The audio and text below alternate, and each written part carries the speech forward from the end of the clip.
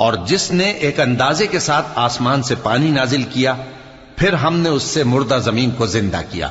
اسی طرح تم زمین سے نکالے جاؤ گے۔ اور وہی ہے جس نے سب چیزوں کے جوڑے بنائے اور تمہارے لیے کشتیاں اور چوپائے بنائے جن پر تم سوار ہوتے ہو تاکہ تم ان کی پیٹھ پر چڑھ بیٹھو، اور جب اس پر بیٹھ جاؤ پھر اپنے پروردگار کے احسان کو یاد کرو اور کہو کہ وہ ذات پاک ہے جس نے اس کو ہمارے زیر فرمان کر دیا اور ہم میں طاقت نہیں تھی کہ اس کو بس میں کر لیتے،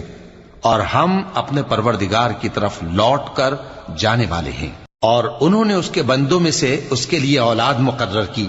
بے شک انسان سراسر ناشکرا ہے۔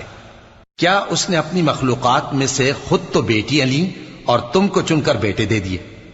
حالانکہ جب ان میں سے کسی کو اس ہستی کی یعنی لڑکی کی خوشخبری دی جاتی ہے جو انہوں نے اللہ کے لیے بیان کی ہے تو اس کا چہرہ سیاہ پڑ جاتا ہے